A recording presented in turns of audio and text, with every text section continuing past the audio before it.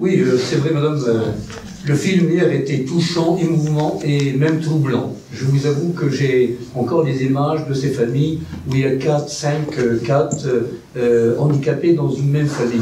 Et je voudrais justement savoir, en ce qui nous concerne comme association donc, de défense des droits humains, qu'est-ce qu'on peut faire? Parce que vous avez annoncé un congrès et dans l'avenir, qu'est-ce que nous pouvons faire pour justement faire connaître ce problème? Parce que vous avez parlé d'un agent orange, mais il y a des agents qui ont d'autres couleurs et qui ont fait des dégâts aussi monstrueux que ce qui s'est passé. En fait, l'agent orange contient de la dioxine. C'est le principal élément où vous avez ce produit chimique que vous connaissez, la dioxine, parce que Monsanto est là. Et il y a beaucoup de gens qui se sont battus contre Monsanto. C'est l'élément, c'est la première, disons, firme chimique qui était dans ce tribunal aux États-Unis qui a débouté, vous savez. Pourtant, ce que vous dites est vrai. Qu'est-ce que vous allez faire pour ces victimes? Eh bien voilà, vous allez informer votre voisin. Vous allez demander à une troisième personne de faire quelque chose pour ces mamans. Vous voyez, et pour ces mères, quand vous avez vu dans le film, qui disent qu'est-ce que vont devenir ces enfants quand je vais mourir? Eh bien voilà, il faut leur faire de l'éducation fonctionnelle. Oui, il faut aussi se battre, je pense, contre les États-Unis, contre les officiels des États-Nis, pour les obliger à accepter de reconnaître et de prendre en compte les réparations. L'agent orange, c'est des centaines de milliers, sinon des millions de victimes sur 3 générations, à cause de cette dioxine qui a été épandue de manière extrêmement importante. Est-ce que le gouvernement du Vietnam... ils ont reconnu votre association, mais est-ce qu'eux, ils ont un rôle ou ils sont seulement business only, enfin, business, comment on dit Vous voulez parler de VAVA? Non. Du gouvernement? Eh bien voilà le problème que...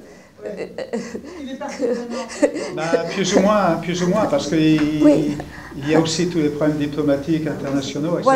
Donc il est en partie, mais Roland va intervenir. Je voulais intervenir là-dessus, parce que ce qu'on a fait à notre colloque du mois de juin, c'était pas exactement un colloque, c'était un tribunal international d'opinion qui a été composé de juristes. Il y avait le président était indien, il y avait des assesseurs chiliens, roumains, algériens et des États-Unis également. Moi, je ne dis pas américain, je dis états-uniens. États-Unis. C'est pas gentil pour les autres pays d'Amérique de dire américain. Parce que l'Amérique du Sud. Oui, c'est vrai. Et ce tribunal a rendu un jugement qui n'est qu'un tribunal d'opinion, comme le tribunal Russell, mais qui montre tous les motifs juridiques de responsabilité des États-Unis et qui dit les mesures à prendre, qui sont que les États-Unis financent une commission vietnamienne d'évaluation qui déterminera les indemnités qui sont dues et que d'ores et déjà une provision substantielle doit être payée. À partir de là, la seule solution, c'est de faire des pressions partout dans tous les pays, que la campagne consiste à adresser à l'ambassade des États-Unis des réclamations pour que le gouvernement des États-Unis paye. Alors, ce que je sais par ailleurs, pour l'autre question, mais je parle sous le contrôle de Mike, c'est que le gouvernement vietnamien, oui, il a aussi les aspects de revendication diplomatique.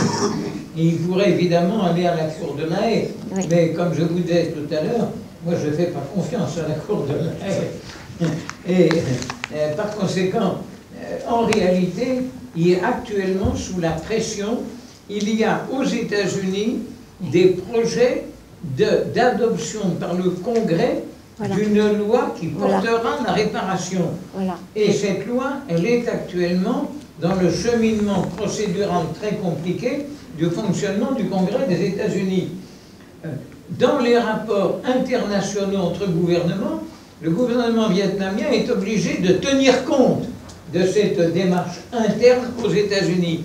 Mais nous, on a la responsabilité que le Congrès des États-Unis, il peut statuer dans un sens ou dans l'autre.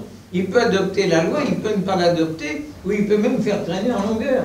Donc il s'agit en tant qu'opinion citoyenne mondiale d'intervenir auprès des ambassades et de développer énormément la campagne. Il y a par exemple un collectif anti-dioxine qui regroupe des organisations qui mènent cette campagne. Il faut mener la campagne sur les États-Unis par des pressions à l'ambassade en disant il faut que les États-Unis payent les dégâts qu'ils ont faits.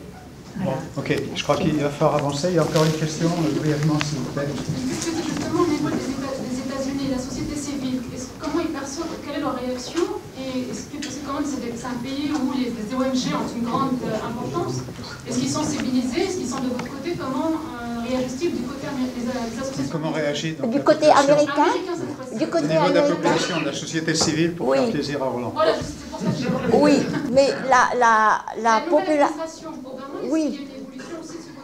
Oui, voilà, la population américaine a toujours bien accueilli les délégations vietnamiennes. Et dernièrement, toute l'année 2010, il y a eu 3 délégations. Ce sont des victimes qui sont venues aux États-Unis parler aux Américains. Alors, ils les ont vus dans tous les centres où ils sont invités. La deuxième partie, c'est la partie scientifique, d'où le professeur que vous avez vu dans le film hier, Fourme, est allé s'adresser au Congrès, aux 3e réunion du Congrès. Et dernièrement, en octobre-novembre, la délégation des membres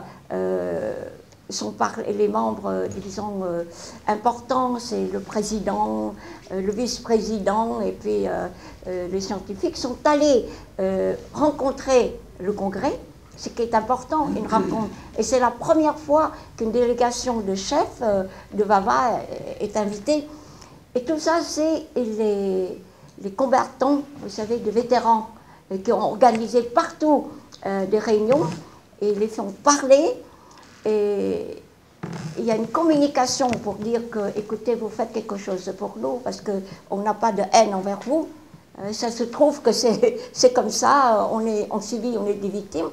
Et je pense que sur ce terrain-là, vous avez bien fait de poser la question, ce terrain-là, il y a un mouvement positif.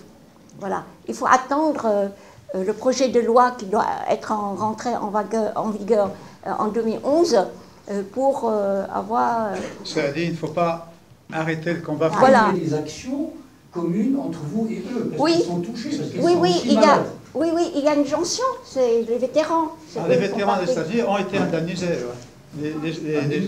Les soldats des États-Unis qui combattaient et qui ont été aussi victimes, dont beaucoup ont été victimes, ont été indemnisés aux États-Unis, mais pas la population vietnamienne à ce jour. Est-ce que vous avez fait des démarches, excusez-moi juste une question, auprès d'Arte, qui a quand même les mercredis Histoire, pour qu'il fasse ce documentaire, pour que le public plus large puisse y avoir accès? Oui, ça c'est une bonne suggestion. De temps en temps, il passe un truc qui n'est pas... Sur le Laos, ils ont fait un documentaire extraordinaire qui est présenté pour montrer les bombardements. C'était l'horreur. Hein. Laos a été le pays le plus bombardé de l'histoire. Oui, mais TF2 avait fait un film sur l'agent orange. Le film, il a été très négatif, parce que...